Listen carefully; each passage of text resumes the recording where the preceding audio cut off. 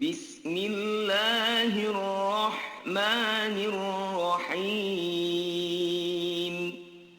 ألهاكم التكاثر حتى زرتم المقابر، كلا سوف تعلمون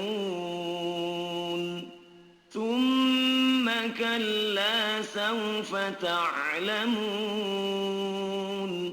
كلا لو تعلمون علم اليقين